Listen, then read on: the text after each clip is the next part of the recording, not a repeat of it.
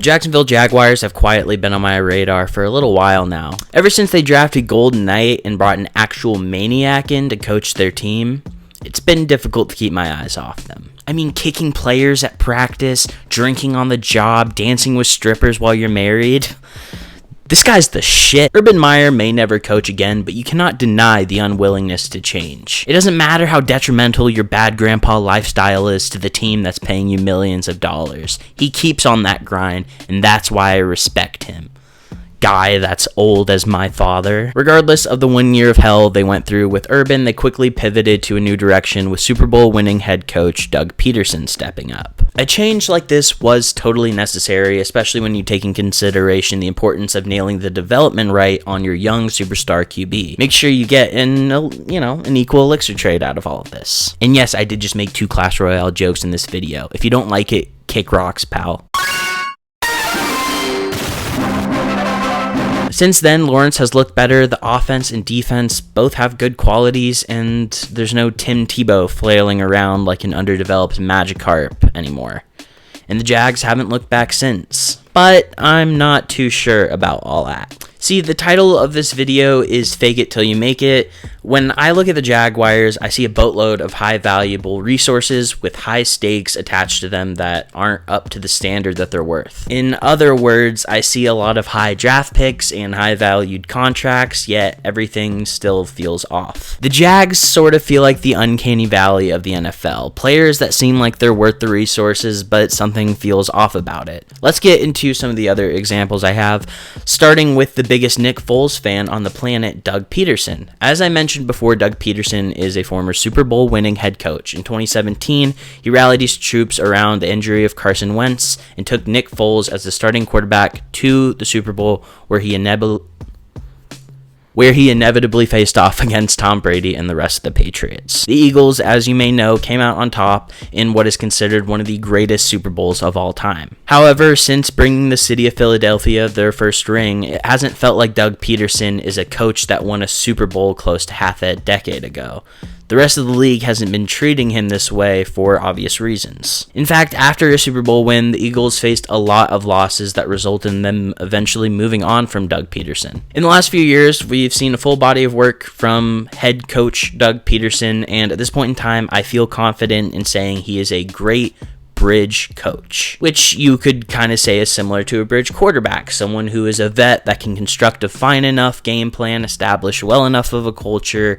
He gets the job done, especially when you compare, his seasons as a coach to, Urban Meyer in Jacksonville. It's a great flip-flop for them. But at this point in time, I see Peterson as a bridge coach and nothing more, really. I don't know how everyone else in Jacksonville feels about him, but right now I truly don't see him as the future. One of the many things holding Peterson back at this moment is the run game. It's one of the worst in the league. The play design for the runs is just horrible. One of the main things they do that I absolutely despise is running outside zone from shotgun. I despise it because it just doesn't work. It's not effective and never really will work. There's aspects to running outside zone that just don't really compare equally when you go and do it from shotgun.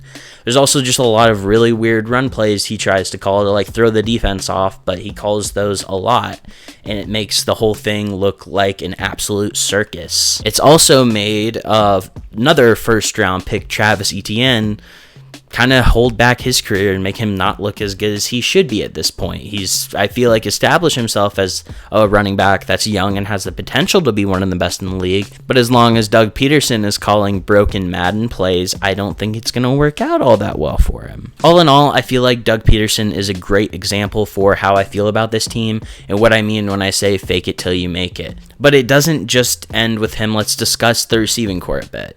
When speaking about overpays, this group over the last few seasons has been one of the main culprits. It's a room full of mid, and it's never been more than that over the last few years at this point. The Jaguars have had 3 number 2 to 3 receivers the last few seasons, and it's borderline sickening watching them sign another Zay Jones type of receiver, just one after the next, and giving them full 3-year contracts worth a lot of money. And you know what I mean when I say, a Zay Jones type of receiver. Guys that are just average as they can be, like Gabe Davis, Jamal Agnew, Christian Kirk, They even tried to bring a potential number 1 in with Calvin Ridley, and it didn't go out as they planned at all, and kind of just fed more into this sort of accusation I'm making. All of the pieces that they've been bringing in fix the issues of lacking a receiving core, but they simply haven't pushed the envelope enough. And that goes the same for the offensive line. It also goes the same for the cornerback room and other positional rooms on this team. It's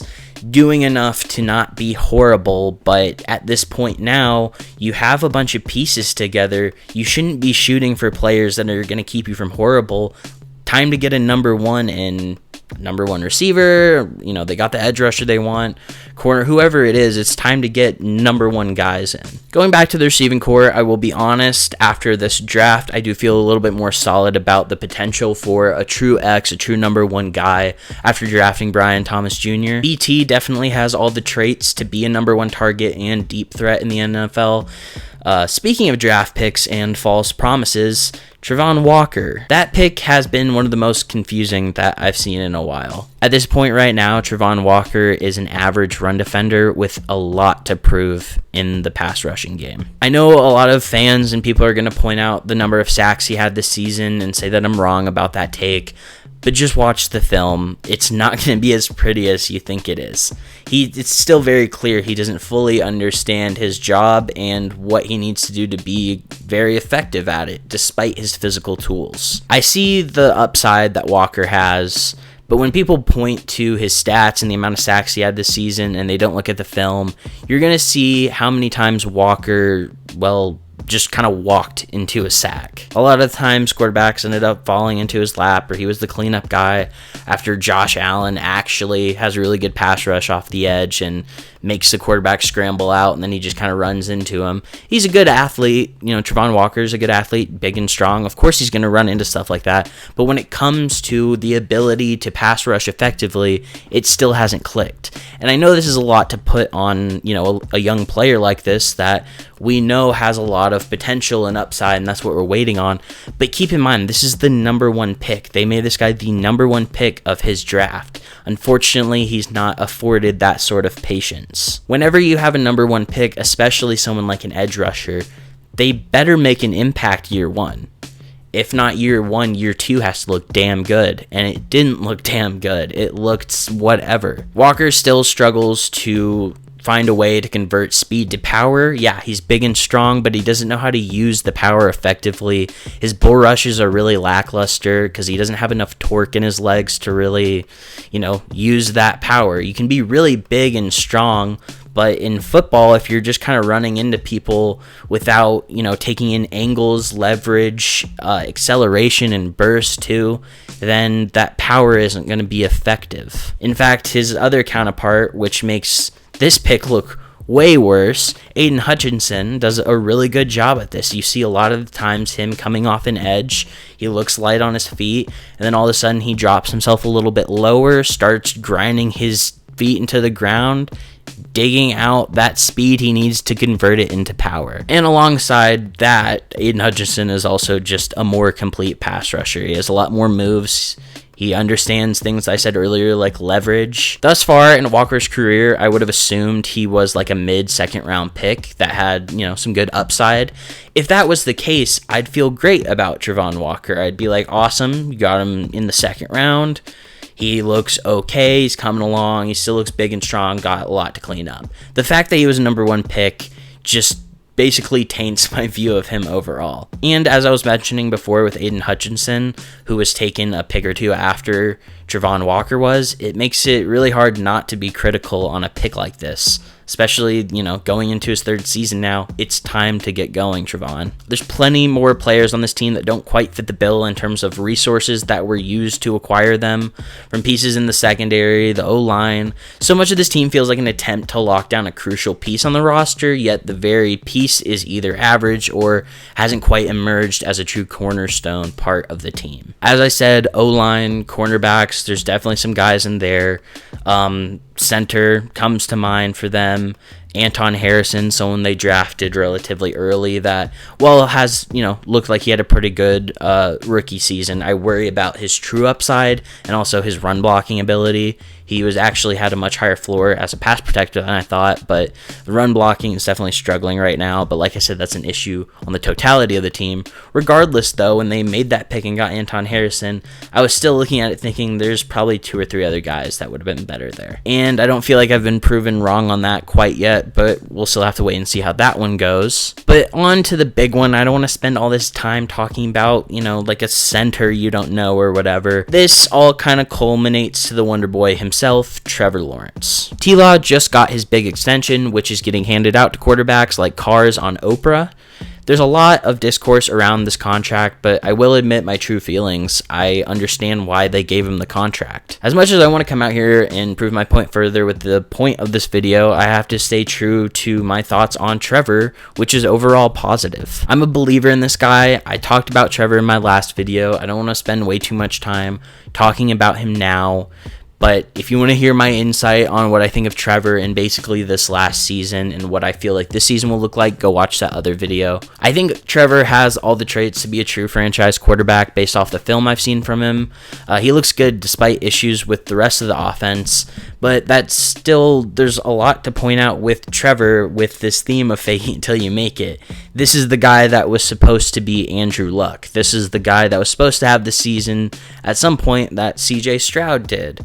But he really hasn't. And as much as I do like him and think that people are underrating him and just hating on him for no reason, I still don't see the potential for a top 3 quarterback, certainly. I see a guy who's going to be very solid to good for a very long time, has upside, can win a Super Bowl as long as you put the right pieces around him and have a good coaching staff. But again, we were talking about Trevor Lawrence, who's another number 1 overall pick. Not just a number 1 overall pick, by the way. This is like the godfather of number 1 overall picks. The hype around this was insane. They tanked for Trevor, and he's been good, and looks like he'll be great. I don't know if he'll bridge that gap to elite, though. With all of that being said, where does that leave the Jaguars at this moment? Well, I was talking about the upside of their team a lot in this video. I was mentioning a lot of things about like, hey, you keep putting bandages in places where you should be putting a full tourniquet, let's get a real number 1 guy in. Like I said, like the Brian Thomas Jr. drafting. Yeah, missing that number 1 guy. Hopefully he can emerge to be it. But over the last few years, I don't think the Jaguars have a clear understanding of what number 1 guys for any position are. You can have like a number 1 guy, the best guy on your offensive line. And, how much do you pay him? How do you look at him? How do you perceive him? I think they perceive someone like Cam Robinson a little bit higher than they should. Same for cornerbacks and the safeties that they were signing. A lot of guys that they've given these big contracts, you'd think they were, the best in the league, but really they're not that close to it. And again, the receiving core has annoyed the crap out of me. It's so much averageness, it's embarrassing. But I digress.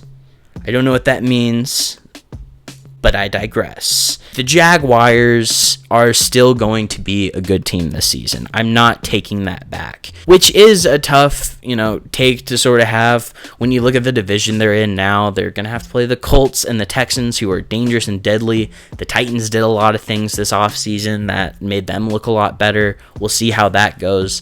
The AFC in general just isn't easy, so it's going to be tough for them.